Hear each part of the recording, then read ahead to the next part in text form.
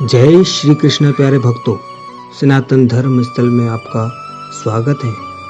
दोस्तों, मनुष्य को कभी भी स्वयं पर अहंकार नहीं करना चाहिए और कभी भी अपने मन में ऐसा ख्याल नहीं लाना चाहिए कि अगर मैं नहीं होता तो यह काम कैसे होता।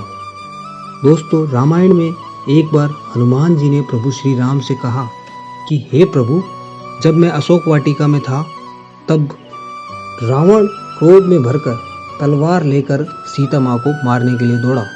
तब मुझे लगा कि इसकी तलवार छीनकर इसका सिर काट लेना चाहिए, किंतु अगले ही क्षण मैंने देखा कि मंदोदरी ने रावण का हाथ पकड़ लिया।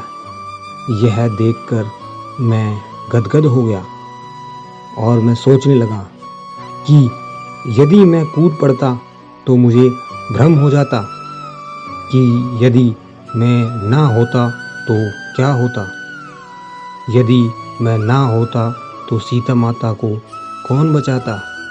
परंतु जब आपने उन्हें बचाने का काम रावण की पत्नी को ही सौंप दिया, तब मैं समझ गया कि आप जिससे जो कार्य करवाना चाहते हैं उससे वो करवा ही लेते हैं। आगे चलकर जब मैंने सुना कि त्रिजटा नाम की एक राक्षसी अपनी दूसरी साथियों से कह रही थी कि एक बंदर आया हुआ है लंका में और वह लंका को जलाएगा, तब मैं बड़ा चिंतित और व्यथित हो गया। मैं ये सोचने लगा कि प्रभु ने तो मुझे ऐसा कोई आदेश दिया ही नहीं है और ना ही लंका जलाने के बारे में कहा है और ना ही मेरे पास जलाने का कोई साधन है। तो जब रावण के सामने रावण के सैनिक मुझे लेकर गए और मुझे मारने के लिए दौड़े, मैंने स्वयं को बचाने की तनिक भी चेष्टा नहीं की।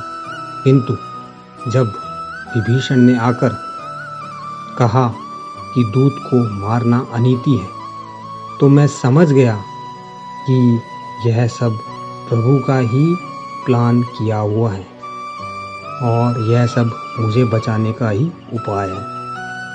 और मेरे आश्चर्य की पराकाष्ठा तो तब हो गई जब रावण ने कहा कि बंदर को मारा नहीं जाएगा, इसकी पूंछ में कपड़ा लपेटकर घी डालकर आग लगाई जाए।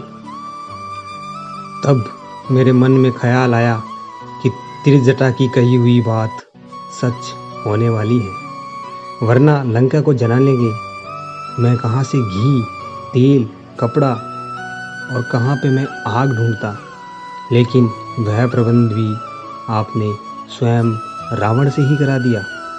जब आप रावण से भी अपना काम करा सकते हैं तो मुझसे करा लेने में आश्चर्य की क्या बात है। इसीलिए मनुष्य को हमेशा याद रखना चाहिए कि संसार में जो कुछ भी हो रहा है वह सब ईश्वर का ही विधान है। हम और आप तो केवल निमित्त मात्र हैं।